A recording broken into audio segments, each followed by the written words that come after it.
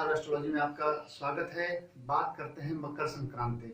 मकर संक्रांति 2023 में कब मनाई जाएगी या क्या होती है मकर संक्रांति? संक्रांति क्या होती है? संक्रांति यानी किसी भी ग्रह का राशि परिवर्तन।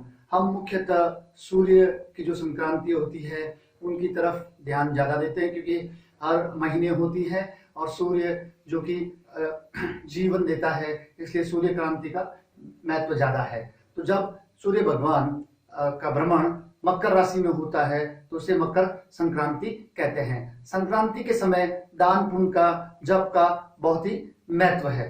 तो हमारे जो शास्त्रों में कहा गया है, दान का, जप का, स्नान का, इनका महत्व है और संक्रांति के समय इनका महत्व और बढ़ जाता है। और संक्रांति के समय के आसपास जो समय होता है उसको पुण्य काल बोला जाता है। तो जब कुछ संक्रांतियों में पुण्य काल पहले होता है और कुछ संक्रांतियों में बाद में होता है। मकर संक्रांति में पुण्य काल बाद में होगा।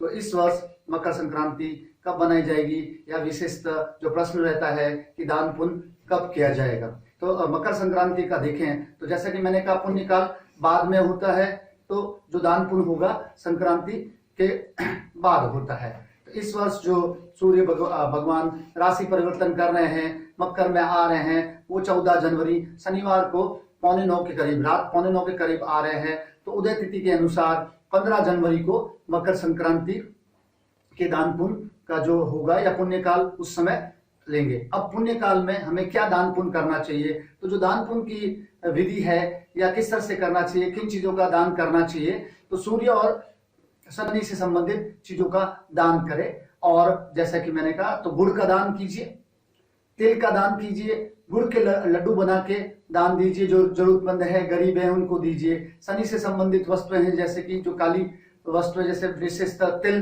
काले तिल का बहुत ही महत्व है शनि से संबंधित वस्तु होने के कारण, तो काले तिल का दान कीजिए। उड़द की दाल का दान कीजिए और काले कंबल का दान कीजिए। जब आप काले कंबल और उड़द की दाल का दान करते हैं तो शनि के साथ साथ राहु का भी जो अगर आपके ऊपर नेगेटिव इफेक्ट आ रहा है वो कम होता है। इसके साथ साथ आप वस्त्रों का दान कर सकते हैं, ऊनी वस्त्रों का दान कर सकते हैं, स्टील के बर्तनों का दान कर सकते हैं। जरूरतमंद लोगों को स्टील का दान करें, स्टील की वस्तुओं का दान करें।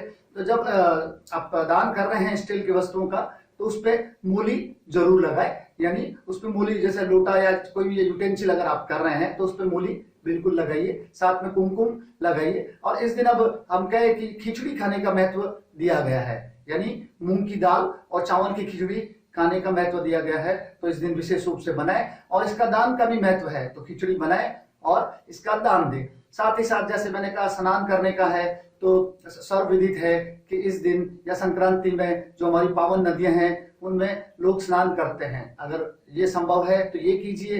अगर आप ये संभव नहीं है कि आप अपनी जगह परिवर्तन नहीं कर सकते हैं, घर पर भी अगर करें तो स्नान करते वक्त उसमें पानी में तिल का उपयोग जरूर करें। और स्नान के बाद भगवान सूर्य को तिल के साथ जो अर्पण करते हैं जल, वो अर्पण करें और सूर्य के मंत्रों का जाप करें। आप ओम भूर्भुवः स्वः जो अपना गायत्री मंत्र होता है वो उपयोग में ला सकते हैं, शनि के मंत्रों का जाप करें।